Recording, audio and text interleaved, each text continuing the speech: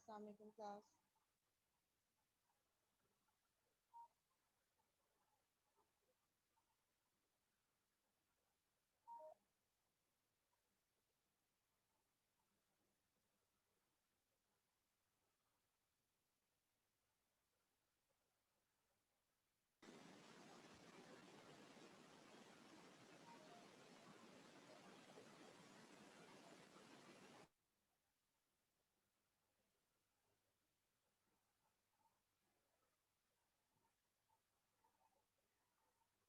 जी class सारे participant join कर लें तो फिर हम कंटिन्यू करते हैं।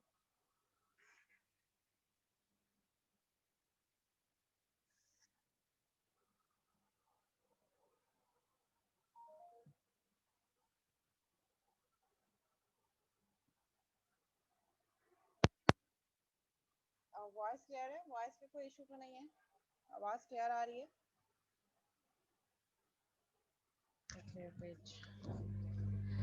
जी अब बेटर है।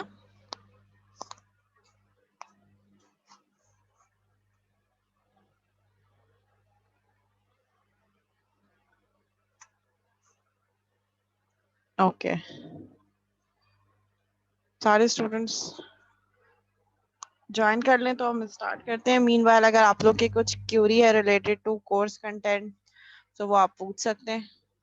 फिर एट द एंड हम मिड टर्म का पेपर डिस्कस कर लेंगे कि मिड टर्म का पेपर किस तरीके से होगा, किस टाइप के क्वेश्चंस आएंगे।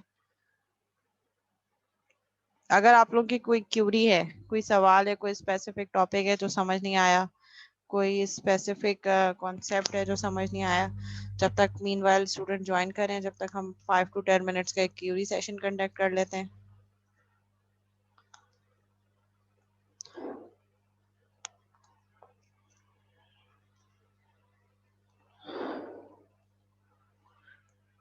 पेपर का मैंने अभी डिस्कस नहीं किया। पेपर के लिए जब सारे स्टूडेंट्स आ जाएंगे तो फिर उसके बाद जो है हम पेपर में आपको डिस्कस कर दूंगी कि पेपर किस टाइप का आएगा।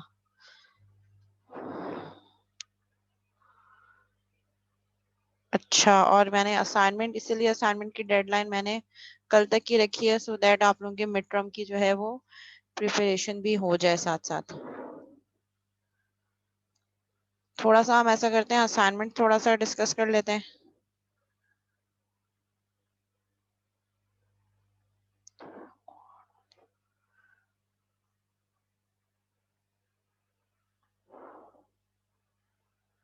अच्छा, वन बाय वन मैं आपको असाइनमेंट के क्वेश्चंस भी थोड़ा सा एक्सप्लेन कर देती हूँ। शेयर असाइनमेंट ओपन किया है मैंने, शेयर कर लेती हूँ स्क्रीन।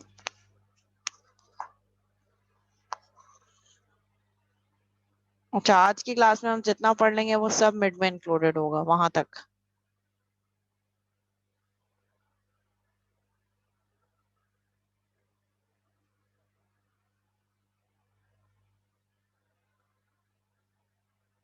ओके जी, असाइनमेंट ओपन हो गया मेरे पास।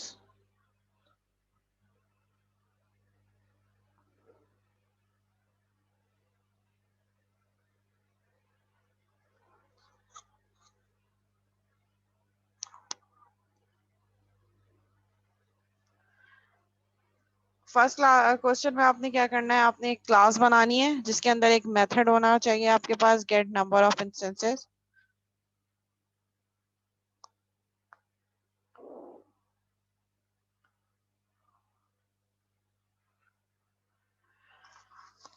ठीक है, आपने क्या करना है, क्लास बनानी है। क्वेश्चन नंबर 1, एक क्लास बनानी है, क्रिएट करनी है जिसमें एक मेथड होना चाहिए, get number of instances. This method should return the number of instances of the class. और ये मेथड क्या करे, अब तक आपकी क्लास के जितने ऑब्जेक्ट बन चुके हैं उनको रिटर्न करे। तो यहाँ पे आप एक काम ये कर सकते हैं कि एक स्टैटिक फील्ड रख लें, स्टार्ट ऑफ द क्लास में एक फील्ड को स्टैटिक रख लें, उसकी वैल्यू 0 रख दें।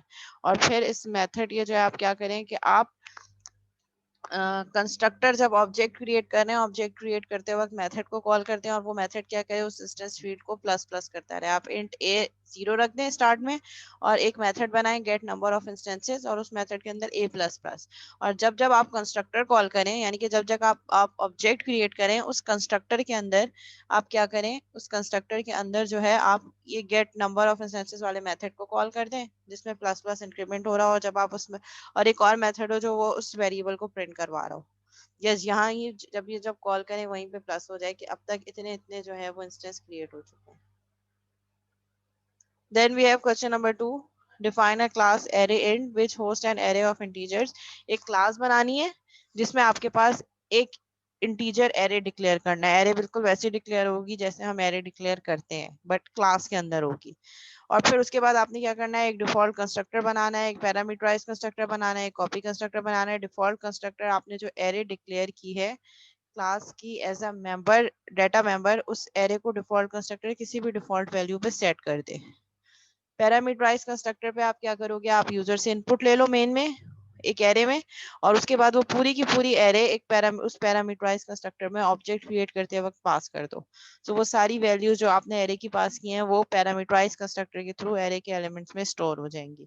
थर्ड वाला है कॉपी कंस्ट्रक्टर। कॉपी कंस्ट्रक्टर में जिस तरह हमने कॉपी कंस्ट्रक्टर क्रिएट करते हैं, एक ऑब्जेक्ट पास करवा दो और वो जो आपने ऊपर पैरामीटराइज कंस्ट्रक्टर के थ्रू ऑब्जेक्ट बनाया वही कंस्ट्रक्टर, वही वैल्यू, वही ऑब्जेक्ट जो है वो कॉपी कंस्ट्रक्टर में आप वही ऑब्जेक्ट पास कर दो। Then a function called display to display the array contents, और उस क्लास के अंदर एक फंक्शन होना चाहिए जो एरे के एलिमेंट्स को शो करे, वही फॉर की लूप लगेगी और एरे प्रिंट होगा। A function called search to search for an element in the array, एक फंक्शन होना चाहिए जो एरे के एलिमेंट के सारे कौन से फंक्शंस होंगे, नॉन स्टैटिक मेथड होने चाहिए, इंस्टेंस मेथड्स होंगे। यानी कि आप ऑब्जेक्ट क्रिएट करोगे, ऑब्जेक्ट क्रिएट करते वक्त जो भी कंस्ट्रक्टर यूज करोगे एज डिफॉल्ट, पैरामीटराइज और कॉपी, उसके थ्रू वैल्यू सेट होंगी और उसी ऑब्जेक्ट के नाम के साथ आप वन बाय वन ये मेथड कॉल कर सकते हैं। तो फिर जो स्पेसिफिक आप जिस ऑब्जेक्ट के साथ ये मेथड्स को कॉल करोगे उसी स्पेसिफिक एरे से रिलेटेड वो इन्फॉर्मेशन फंक्शन रिटर्न कर देगा। सर्च करवाना है एरे को, सर्च वाला कोड होगा मेथड के अंदर, और फिर हमने क्या करना है, दो एरेस को कंपेयर करवाना है। तो उसमें आप दो एरेस पास करते हैं इस फंक्शन में ऑब्जेक्ट के नाम के साथ, जो दो और एरे आप पास करेंगे उसको कंपेयर करके बता देगा कि दोनों एरे सेम है या नहीं है same. Then we have question number 3। Question number 3 थोड़ा सा ट्रिकी है बट वैसे बहुत इजी क्वेश्चन है। इसमें आपने ये करना है कि एक क्लास बना लें, क्लास में चाहे तो कोई डेटा मेंबर आप बनाना चाहते हैं, बेटा कोई भी साइज रख लो एरे का, 10 रख लो, 5 रख लो, 4 रख लो, सिर्फ प्रैक्टिस के लिए कि आपके एरे को आप कैसे यूज कर सकते हैं with in a class. Question number 3 है, थोड़ा सा ट्रिकी है लेकिन है बहुत आसान। इसमें आपने ये करना है कि एक क्लास बनानी है, चाहे तो इस क्लास में मेंबर फंक्शंस और डेटा मेंबर्स भी रख दें, उसको प्रिंट करवा दें, कुछ भी कंस्ट्रक्टर्स बनाना चाह रहे हैं बना लें, और आपने ये बताना है कि उस क्लास को मेमोरी कब एलोकेट होगी और कैसे होगी। वो फिनोमेना बताना है जिसके थ्रू आप किसी क्लास को, जब आपको याद होगा जब मैंने क्लासेस का ओवरव्यू दिया था, क्लासेस बनानी, अब मैंने आपको सिखाई थी कि क्लासेस कैसे क्रिएट करते हैं, तब मैंने आपको बताया था कि क्लास इटसेल्फ मेमोरी में कोई स्पेस नहीं लेता जब तक, अब वो जब तक वो इस चीज को आपने कंप्लीट करना है, कब तक नहीं करता, जब तक हम एक ऑप्शन है जो हम क्रिएट करते हैं, उस ऑप्शन के थ्रू मेमोरी असाइन होती है, तो वो फिनोमेना आपने बताना है। क्वेश्चन नंबर 4 में आपको जो है वो क्लास की डेफिनेशन गिवन है, डेट की क्लास बनानी है, private and month, private and year and public wide advance. तीन फील्ड्स हैं, तीनों फील्ड्स प्राइवेट रखनी है और एक मेथड आपने रखना है पब्लिक वाइड एडवांस। ठीक है, और यहाँ पे क्या होगा, एक कंस्ट्रक्टर आपने क्रिएट करना है that initialize new object of date class to be set to the 1st January 2000, यानी कि एक डिफॉल्ट कंस्ट्रक्टर बनाना है जो इस डिफॉल्ट वैल्यू पे इन फील्ड्स को सेट कर दे, यानी कि डे की वैल्यू क्या हो जाए फर्स्ट, मंथ भी फर्स्ट हो जाए और ईयर 2000 हो जाए। फिर आपने एक पैरामीटराइज कंस्ट्रक्टर बनाना है and use properties which should set private fields according to condition mentioned above। एक पैरामीटराइज कंस्ट्रक्टर बनाना है जिसके थ्रू आप जो वैल्यूज पास करें वो डे, मंथ और ईयर की सेट हो जाए, और फिर उसके बाद आपने प्रॉपर्टीज बनानी है कि अगर आप डायरेक्ट इन फील्ड की को एक्सेस करना चाह रहे हैं आउटसाइड द क्लास, तो उसके लिए फिर you have to create properties for every this field. Day की एक प्रॉपर्टी बनेगी, मंथ की और ईयर की। देन आपने फिर क्या करना है, क्वेश्चन नंबर 5 में आपने एक क्लास बनानी है, ठीक है, काउंटर टाइप की। An object of this type is used to count things, ठीक है, और उस क्लास का जब आप ऑब्जेक्ट बनाएंगे तो वो ऑब्जेक्ट क्या करे, उस क्लास के लिए काउंटिंग स्टार्ट कर दे। So it records a count that it is a non negative whole number, include a mutator function that sets a counter to a count given as an argument. Include member function to increase the count by 1 and to decrease the count by 1। आपके पास member functions होने चाहिए, एक member function होगा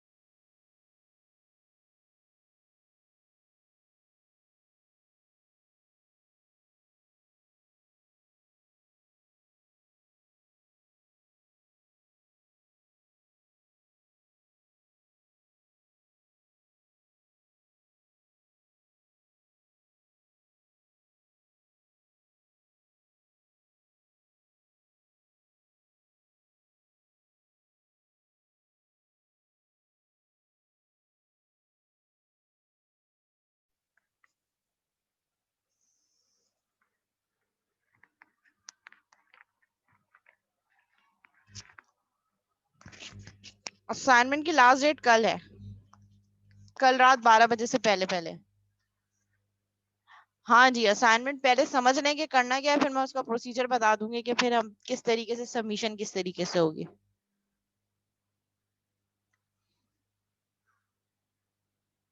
question number 4 में एक parameterise constructor भी बनेगा और उसके साथ साथ प्रॉपर्टीज भी बनेगी, दोनों चीजें गिवन है ना।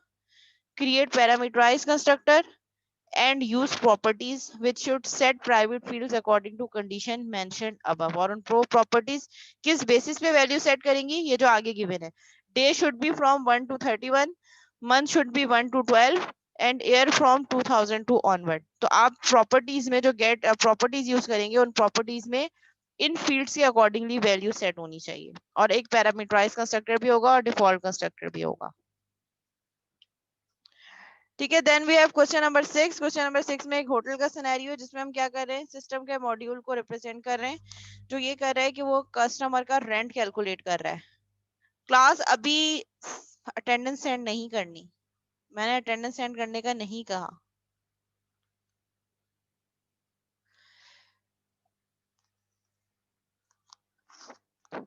ठीक है, सो क्वेश्चन नंबर 6 में हम एक मॉड्यूल होटल मैनेजमेंट का यूज कर रहे हैं, जिसमें हमारे पास क्या है कि हम रेंट कैलकुलेशन बता रहे हैं कि हर पर्टिकुलर जो कस्टमर आ रहा है उसका रेंट अब तक कितना हो चुका है। ठीक है, आपने क्या करना है, आपने उसी के अकॉर्डिंगली क्लास राइट डाउन करनी है, और आपके पास होटल के चार्जेस क्या है, ईच कस्टमर है 1000.85 per day. This amount is being decided by the hotel committee and cannot be changed, fulfilling certain complex formalities. It means कि that value should be same for all the customers. तो आप इसको static कर दो। The module should take the customer name and number of days. ये और फिर further क्या करे, कस्टमर का नेम इनपुट ले, ठीक है, कस्टमर का नंबर ऑफ डेज के कितने डेज उसने होटल में स्टे किया है। The customer has stayed in the hotel as arguments in the constructor. और आप जो है उसको किस तरह पास कर सकते हैं, कंस्ट्रक्टर में पास करेंगे, कस्टमर का नेम, नंबर ऑफ डेज, और अब तक वो कितने डेज जो है वो रह चुका है, कितने दिन उसने रहने हैं और अब तक वो कितने दिन स्टे कर चुका है, ये आप पास करेंगे आर्ग्यूमेंट इन अ कंस्ट्रक्टर। यानी कि इसके लिए आपको पैरामीटराइज कंस्ट्रक्टर बनाना पड़ेगा। The customer name must be initialized only once when the constructor is called। जैसे constructor called हो, एक ही दफा आपके पास customer का name initialize हो जाना चाहिए। Any further attempts to change the customer name should fail। ठीक है, उसके बाद आप कस्टमर नेम अगर चेंज करना चाहें तो it should not B change. तो इसके लिए आपको क्या स्ट्रेटेजी यूज करनी पड़ेगी, ये आपने सोचना है कि क्या ऐसे करें कि it should not be further change. The module then analysis the number of days. If the customer has stayed for more than a week in the hotel, he get discount on the rent। अगर एक हफ्ते से ज्यादा वो stay कर चुका है तो उसको रेंट पे डिस्काउंट मिलेगा, otherwise he has been charged normally। The discounted rent is being calculated after subtracting 1 day from the total number of days।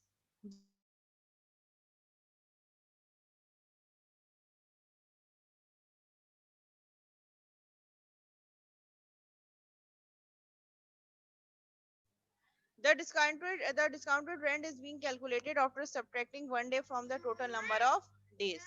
और इन दी एंड आपका मेथड आपको क्या डिस्प्ले करे, कस्टमर नेम क्या है, डेज कितने हैं और उसने रेंट कितना पे करना है। अकॉर्डिंग रेंट का अमाउंट गिवन है, जितने डे वो रह चुका है उसी के थ्रू आप उसको मल्टीप्लाई करके कैलकुलेट कर सकते हैं। और डिस्काउंटेड रेंट के लिए ये फॉर्मूला इन्होंने यहाँ पे बताया कि आप किस तरीके से अप्लाई कर सकते हैं। ठीक है, रेंट कैलकुलेटर में आपके पास क्या बनेगा, rent per day, customer name, number of days, customer का रेंट कितना है, और फिर ये फॉलोइंग मेथड है, rent calculator, rent with discount, rent without discount and display rent. और आपने appropriate data types, return types और फंक्शन आर्गुमेंट्स यूज करने हैं कि कौन सा मेथड कौन सा रिटर्न टाइप होनी चाहिए, कहाँ नहीं होनी चाहिए, और कौन सा मेथड क्या आर्गुमेंट लेना चाहिए। Display the results for 2 initialised instances. ठीक है, और ये सारी चीजें आप एटलीस्ट 2 ऑब्जेक्ट्स पे ये काम करके दिखाएं, like this, customer name is this, इतने दिन उन्होंने स्टे किया और उनका रेंट इतना है, कस्टमर नेम इज दिस, इतने डेज यूज रहे हैं और उनका जो है वो रेंट इतना है। ये करना है आपने असाइनमेंट में। अब असाइनमेंट सबमिट कैसे करना है, असाइनमेंट सबमिट आप ऐसे करोगे कि 1 बाय 1 विजुअल स्टूडियो पे कोड राइट डाउन करोगे, and after writing code in visual studio आप उस कोड का स्क्रीनशॉट लोगे, और स्क्रीनशॉट लेने के बाद आप आउटपुट का स्क्रीनशॉट लेके वर्ड की डॉक्यूमेंट पे सारा करने के बाद उसको पीडीएफ में कन्वर्ट करके एक फाइल जो है वो सबमिट करवाओगे, अपलोड करवाओगे एलएमएस पे। जी जमशेद, क्वेश्चन है कोई? यस मिस, ये जो डेट वाला क्वेश्चन है इसमें आहिस्ता जो आहिस्ता, नेक्स्ट डे आराम वाला से, है, आराम से, आहिस्ता, थोड़ा आहिस्ता क्या बोलो, बहुत लाउड बोलो और तो स्लो बोलो। जी। ये नेक्स्ट डे वाला फंक्शन है, इसमें अगर मंथ की लास्ट डेट हो फिर तो मंथ भी नेक्स्ट पे जाएगा डेट के अलावा। कौन सा वाला? ये वाला और क्वेश्चन अगर नंबर 4? इसमें ये एडवांस वाला, यस हाँ मिस, जी। मूव टू नेक्स्ट डे, हाँ ये वो मिस अगर मंथ की एडवांस। लास्ट डेट हो। हाँ तो मंथ की लास्ट डेट आप क्या दे सकते हो ना, इन डे 1 से 31। अगर आप एडवांस में चले गए और आप यहाँ पे फिर लॉजिक लगा लो कि if day is equal to 31, तो फिर वो उसको क्या करे, 1 से काउंट करे फिर फिर नेक्स्ट मंथ भी मंथ। काउंट हो हाँ जाएगा मंथ, डे के फिर साथ। मंथ में भी इंक्रीमेंट होगा और डेट फिर 1 से इनिशियलाइज हो जाए। मिस अगर दिसंबर है तो कंडीशन बढ़ती रहेगी, दिसंबर है तो ईयर भी आगे जाएगा, एक ईयर आगे फरवरी है जाएगा। Leap year. नहीं, इतनी ज्यादा डिटेल की जरूरत नहीं है, एज मच डिटेल नहीं, जो चीज रिक्वायर्ड है वो करो। और जो एक डेट बढ़ा दो, एक मंथ बढ़ा दो और ईयर बढ़ा दो, बस ईयर प्लस प्लस हो जाए अगर वो ओके मिस, उससे ज्यादा है। ठीक है, सारे सिनेरियोज नहीं, कुछ एक वैसे सिनेरियो अगर के करना हिसाब से चाहें तो कर सकते हैं ना। करना चाहें तो कर सकते हैं। Okay thank you. अच्छा जी, अनस सब्जवारी, सॉरी साद खान। मिस मेरा क्वेश्चन ये था कि कोड को कॉपी जो हम कोड करेंगे उसको कॉपी तो नहीं करना ना, सिर्फ स्क्रीनशॉट लगाना और स्क्रीनशॉट अपलोड लगा लो, करना। लेकिन screenshot should be clear, blur नहीं होने चाहिए। कोड तो कॉपी नहीं करना ना, कॉपी पेस्ट नहीं नहीं नहीं, करना, कॉपी पेस्ट नहीं करो, वही स्क्रीनशॉट लगा दो। बस सही से। ठीक है, अनस सब्जवारी, अनम्यूट कर दिया मैंने आपको यहाँ से।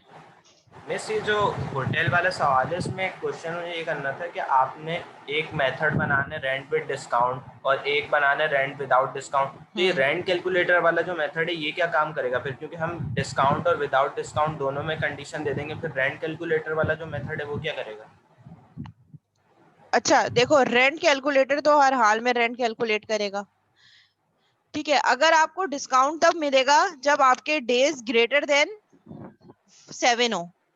ठीक है, तो ये आप तो एक काम ये करो कि रेंट कैलकुलेटर में फंक्शनैलिटी दो सारी, और वहां पे एक इफ की कंडीशन लगा दो कि अगर आपके पास डे काउंट ग्रेटर देन 7 है तो फिर रेंट विद डिस्काउंट वाला मेथड कॉल हो जाए कि कितना डिस्काउंट उस पे करना है, वरना तो फिर वो रेंट विदाउट डिस्काउंट वाला हटा दो मेथड, इसकी जरूरत नहीं है। या आप ये सब इनमें, तो कर दिया है अच्छा अगर कर बिना दिया तो रेंट। हाँ, तो फिर उसमें रेंट कैलकुलेटर क्या करेगा, एक्चुअल जो रेंट का कैलकुलेशन है वो यहाँ होगी। जी आप जी ये यही कर मैं कह सकते रहा हो, हूँ कि नहीं नहीं, एक काम ये कर सकते हो कि rent without discount and rent with discount में आप इसको जो आपने रेंट कैलकुलेट किया कॉल उसको करवा लें। एज एन आर्ग्यूमेंट पास करवा दो ठीक कि है। अगर आपके वो पास वीक्स ग्रेटर देन 7 है तो रेंट विदाउट डिस्काउंट वाला मेथड कॉल हो जाए, और जिसमें आर्ग्यूमेंट आप पास क्या करोगे, जो आपने रेंट की वैल्यू कैलकुलेट की है। और जी अगर जी रेंट विदाउट डिस्काउंट कब कॉल होगा, जब आपके डेज जो है वो लेस देन 7 है, तो रेंट विदाउट डिस्काउंट वाला मेथड कॉल हो जाए और उसमें जो रेंट कैलकुलेटर ने जो वैल्यू कैलकुलेट की है वो एज एन आर्ग्यूमेंट पास करवा दो। ओके ठीक है, जी जी।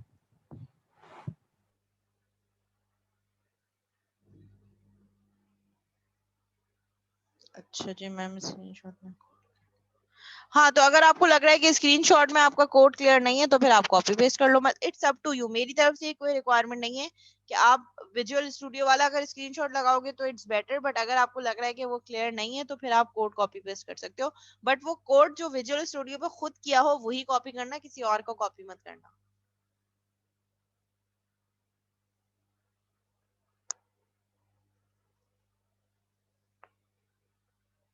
टाइम बढ़ाने का फायदा नहीं है ना, मिड से पहले मिड की तैयारी नहीं करोगे और फिर मिड में ऐसे सिनेरियो बेस्ड क्वेश्चंस आ जाएंगे तो फिर बैठे रहोगे कि कैसे होगा, और मिड का टाइम भी अब तो कम है, कम है ना, सेंस के आपके पास 5 आवर्स और 6 आवर्स नहीं है, 2 आवर का ड्यूरेशन है and 1 hour is for paper settlement.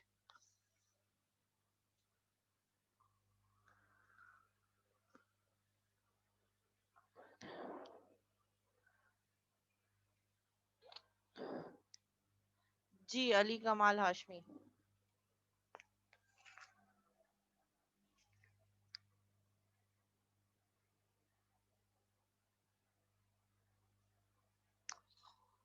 नहीं नहीं, टाइम बिल्कुल सही है, टाइम बिल्कुल सही है। मैम 5 घंटे 6 मैम घंटे पेपर टाइम का की भी मैं थोड़ा सा फेवर में बता नहीं दो हूँ। थोड़ा सा। अच्छा, पेपर कैसे होगा? टोटल सिनेरियो बेस्ड पेपर होगा, जिस तरह प्रोग्रामिंग फंडामेंटल का आपने दिया था, उसमें भी जो है वो फाइनल पेपर जिस तरह लॉजिकल था, इसी तरह ऑब्जेक्ट ओरिएंटेड प्रोग्रामिंग का भी बिल्कुल लॉजिकल होगा, कॉन्सेप्चुअल पेपर होगा, थ्योरी नहीं होगी आपके पास। और जो इसी तरीके के सिनेरियो बेस्ड क्वेश्चंस होंगे जिन पे आपने ऊप इम्प्लीमेंट करनी होगी, जो ऊप के हम टॉपिक्स कंप्लीट कर चुके हैं सो फार राइट नाउ।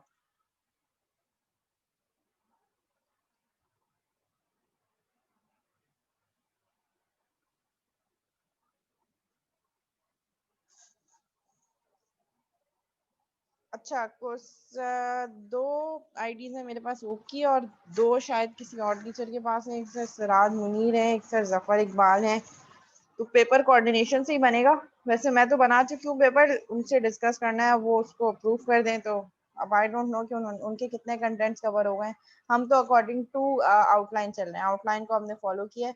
इनहेरिटेंस से पहले तक हो जाना चाहिए था, इनहेरिटेंस से पहले तक इंशाल्लाह आज हम कर लेंगे।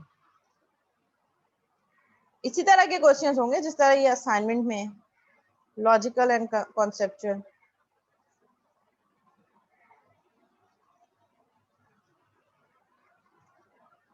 4 to 5 क्वेश्चंस तो होंगे।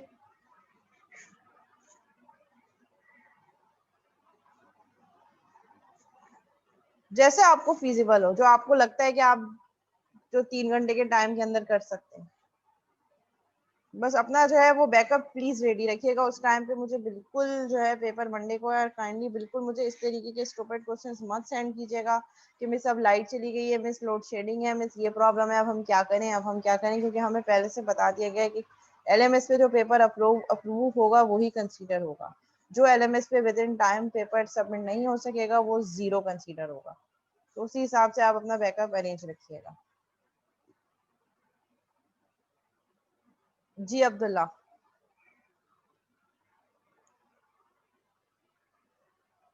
मैम आप बोल रही थी हैंड रिटन होगा पेपर, हैंड रिटन करना है? आपकी मर्जी है, आप हैंड रिटन करना चाहो आप हैंड रिटन कर लो, आप विजुअल स्टूडियो पे करना चाहो आपकी मर्जी है, एज कन्वीनियंट टू यू। लेकिन आप एक चीज माइंड में रखिएगा, क्योंकि एक केस एक स्टूडेंट के साथ लास्ट टाइम PF के पेपर में भी हुआ था। अगर आप स्क्रीनशॉट लगा रहे हो पेपर में तो वो स्क्रीनशॉट बिल्कुल क्लियर होना चाहिए। अगर वो क्लियर नहीं होगा, मुझे समझ नहीं आएगा, मैं नहीं पढ़ सकूंगी, तो उस पर 0 मार्क्स आएंगे। ये मैं सारे सिनेरियोज इसलिए डिस्कस कर चुकी हूँ कि ये रियल लाइफ एग्जांपल्स हैं जो लास्ट टाइम हो चुकी हैं। ठीक है, और मैं जिनकी बात कर रही हूँ वो अभी हैं मीटिंग में। और ये जो लोड शेडिंग लाइट और ये भी मुझे बार बार मैसेज कर रही है, मुझे काइंडली इन सब चीजों का मेरा कोई लिंक नहीं होगा। बस आपका पेपर टाइम पे अपलोड हो और पेपर से में क्वेश्चन से रिलेटेड कुछ क्यूरीज हो, वो आप मुझसे पूछिएगा। लाइट नहीं है और प्रॉब्लम हो गया है, वो मेरा कंसर्न नहीं है। ठीक है, मुझे 3 घंटे बाद LMS पे पेपर चाहिए आप लोगों का अपलोडेड PDF फॉर्म में।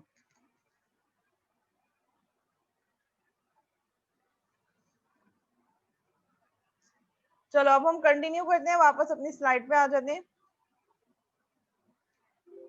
लास्ट टाइम हमने मेथड ओवरलोडिंग डिस्कस की थी। मेथड ओवरलोडिंग हमारे पास क्या होती है? मेथड ओवरलोडिंग थोड़ा सा रिवाइज कर देती हूँ। मेथड ओवरलोडिंग क्या होती है? हमारे पास method having same name but different parameter list. Method का नेम सेम होगा बट उसकी पैरामीटर लिस्ट डिफरेंट हो सकती है। पैरामीटर लिस्ट में क्या क्या चीजें डिफरेंट हो सकती हैं? डाटा टाइप डिफरेंट हो सकती है और आर्गुमेंट का नंबर डिफरेंट हो सकता है, कि एक अगर 2 इंटीजर ले रहा है तो नेक्स्ट मेथड जो ओवरलोडेड मेथड है वो 1 इंटीजर लेगा।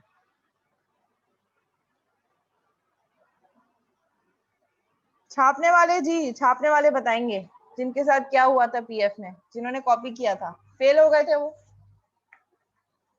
तो अभी भी जो छापेंगे वो अभी भी फेल हो जाएंगे। अच्छा, और दूसरी चीज ये कि आप लोगों ने ऑलमोस्ट 90 to 95% बच्चों ने मुझसे PF पढ़ा हुआ है। ठीक है, और जो PF का मैंने प्रोजेक्ट का वाइवा लिया था, जो वो ऑनलाइन ही हुआ था, तो मैंने बहुत डिटेल वाइवा लिया था। एक ग्रुप का I guess 40 minute 45 minutes, individual cross questions भी करे थे और सबको 1 by 1 टास्क भी दिया था अदर देन प्रोजेक्ट। ठीक है, तो मुझे आप लोगों के नाम के साथ साथ मुझे आप लोगों का स्किल सेट भी पता है। एक टीचर स्टूडेंट का रिलेशनशिप होता है ना, हर स्टूडेंट को पता, हर टीचर को अपने स्टूडेंट की स्किल और एबिलिटी पता होती है कि कौन क्या क्या कर सकता है, तो वो मुझे आप सबका आइडिया है। तो अगर आप होशियारी करेंगे, चालाकी करेंगे, कॉपी करेंगे, तो मुझे वो भी पता चल जाएगा। ये बात आप लोगों को बहुत अच्छी तरह पता है। और पीएफ में बहुत सारे बच्चे पकड़े गए थे जिनका ऐसा केस था कि सेम कोड था, और फिर बाद में वो आर्ग्यूमेंट और वो फेल हो गए थे, और फिर वो मुझे मैसेज कर करके कह रहे हैं कि मिस हमने पेपर तो पूरा किया था। मैंने कहा अच्छा ठीक है, इस स्टूडेंट ने इसके साथ कॉपी किया था, इस स्टूडेंट आईडी ने इसके साथ किया था। तो नहीं, डरने की बात नहीं है, अगर आपको आता है तो डरने की बात नहीं है।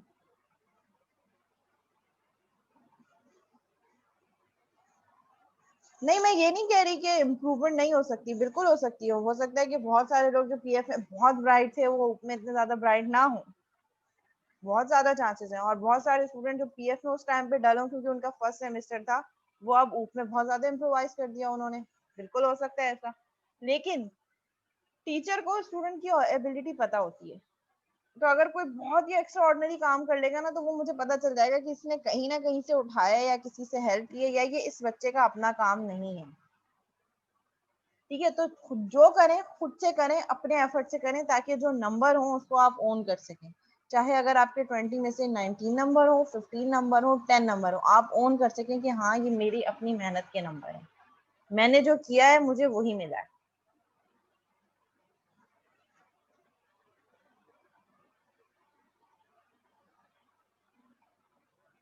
ठीक है, लास्ट क्लास में मैंने कुछ ओवरव्यू दिया था आपको, static member in a class. अब तक हमने जो मेंबर्स देखे, डाटा मेंबर क्लास में हमने जो देखे, हमने इंस्टेंस लेवल के देखे। इंस्टेंस लेवल का क्या मीनिंग है? Which are associated to object, हर ऑब्जेक्ट के लिए उनकी अपनी ओन कॉपी होगी। लाइक हम यहाँ पे कोड करके देख लेते हैं। Suppose I have a class, public class student की ले लेते हैं। ठीक है, और यहाँ पे मैंने क्या रखा है, int ID public, int ID public string name. Late assume हम ये दो चीजें यहाँ भी अज्यूम कर रहे हैं। ठीक है, अब मैंने outside the class main method के अंदर मैंने स्टूडेंट की क्लास का एक ऑब्जेक्ट बनाया। Student s1 is equal to new student. ठीक है, और मैंने s1 के लिए आईडी सेट कर दी कि इस स्टूडेंट की आईडी है 1 2 3 4, इंटीजर फील्ड रखी है हमने। And s1 dot name, s1 dot name is equal to ABCD। ठीक है, फिर मैंने एक और ऑब्जेक्ट बनाया,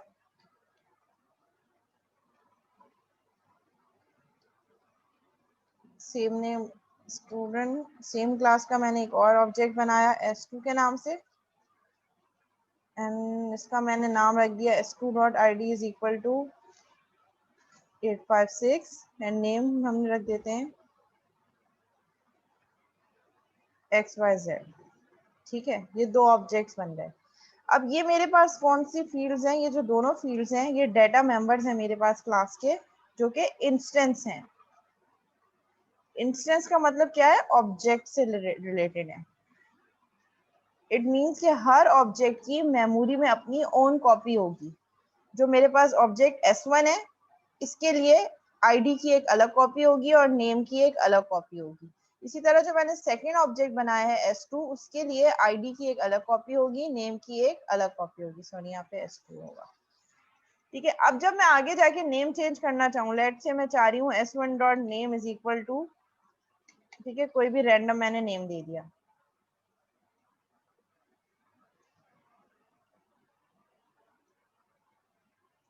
ठीक है, तो यहाँ पे मैं ये क्या करेगा, ये मेमोरी में जाएगा, देखेगा कि मेमोरी में ऑब्जेक्ट S1 कहाँ स्टोर है, और S1 के रिस्पेक्ट से जो नेम है उसको ABCD हटा के EFE कर देगा, जिसका इस XYZ पे कोई फर्क नहीं पड़ेगा। मींस हर ऑब्जेक्ट की इस इंस्टेंस फील्ड की अपनी ओन कॉपी होगी मेमोरी में, दैट इज इंस्टेंस फील्ड। लेकिन व्हाट इफ के हमारे पास अब क्या है, लेट्स से मैं कह रही हूँ यूनिवर्सिटी, एक और फील्ड ले लेते हैं, उसको भी अभी हम इंस्टेंस रखते हैं for the time being, public string university.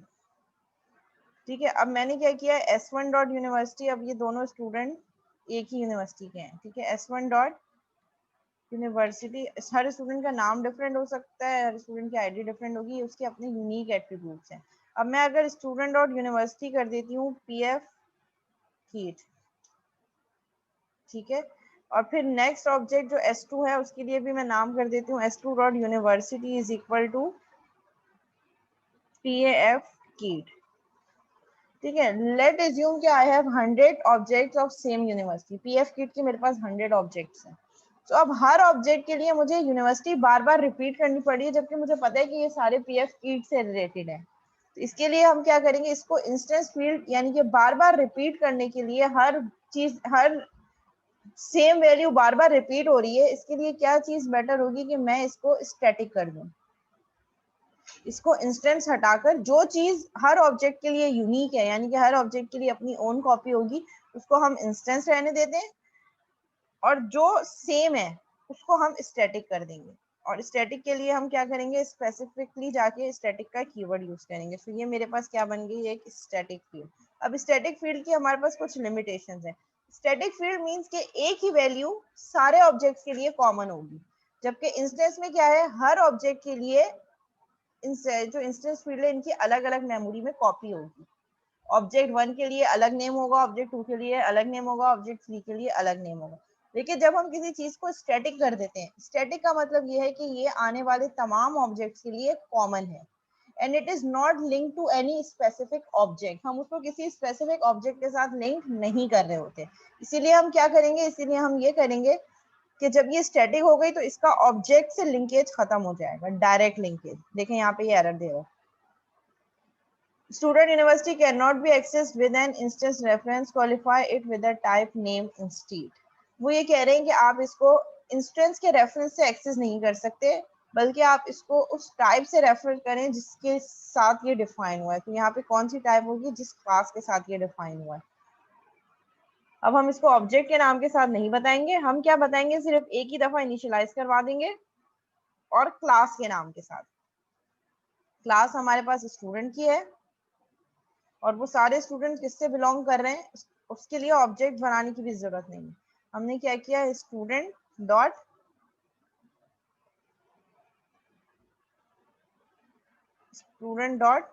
University, university मैंने सेट कर दी paf कीट। ठीक है, अब इसके लिए किसी ऑब्जेक्ट का बनाना भी जरूरी नहीं है। मैंने सबसे पहले क्या कर दिया, मैंने सेट कर दिया कि यूनिवर्सिटी नेम इज paf कीट, ये हो गया, वैल्यू सेट हो गई। तो स्टैटिक के लिए ऑब्जेक्ट का बनाना इज नॉट नेसेसरी। ठीक है, तो ये क्या हुआ, स्टूडेंट क्लास के नाम के साथ मैंने एक स्टैटिक फील्ड सेट कर दी। इट मींस कि ये थ्रू आउट सेम रहेगी जब तक मैं इसको दोबारा चेंज ना करूं। जी, और इसके लिए फिर हर ऑब्जेक्ट के लिए यूनिवर्सिटी नेम सेम रहेगा। अब मैं चाह रही हूँ कि अगर मेरे पास लेट अज्यूम के 10 ऑब्जेक्ट्स हैं जो pf कीट के हैं, ठीक है, तो मैं क्या करूंगी, 10 ऑब्जेक्ट्स क्रिएट कर दूंगी। ठीक है, मैं और ऑब्जेक्ट क्रिएट कर देती हूँ। ठीक है, इसका हम नेम कर देते हैं S3 और इसका नेम कर देते हैं S4। ठीक है, और यहाँ से फिर S3 आईडी कर देते हैं और पासवर्ड कर देते हैं, नेम कर देते हैं स्टूडेंट नेम, कुछ भी रैंडम सा।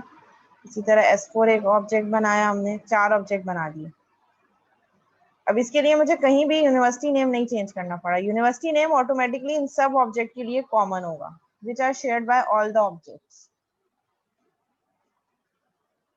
अब मैं चाह रही हूँ कि अब मैं कुछ और स्टूडेंट की लिस्टिंग कर रही हूँ, लेट्स से जो इकरा यूनिवर्सिटी के हैं, तो फिर उसके लिए मैं क्या करूंगी, मैं again student dot university is equal to क्या प्रिंट करवा दूंगी, इकरा यूनिवर्सिटी। आगे कहीं जाके अगर मुझे चेंज करवाना है तो,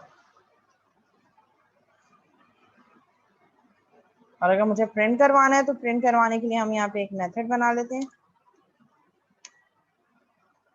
अच्छा स्टैटिक मेथड है मेरे पास, पहले हम एक इंस्टेंस मेथड देखते हैं जिसमें स्टैटिक नहीं लगता, पब्लिक वॉइड प्रिंट ऑल, ठीक है। प्रिंट ऑल का मैंने एक मेथड बना दिया और उसमें मैं क्या प्रिंट करवा देती हूँ, कंसोल डॉट राइट लाइन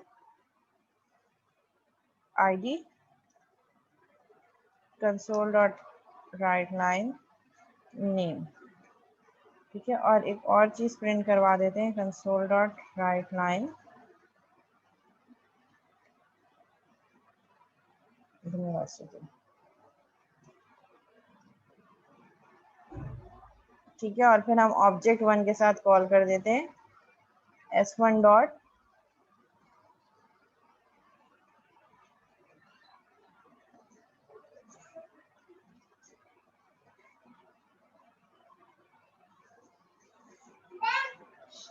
अच्छा मीटिंग एंड होने वाली है, सेम मीटिंग आईडी पे दोबारा ज्वाइन करेंगे फौरन, ठीक है। तो मैंने यहाँ पे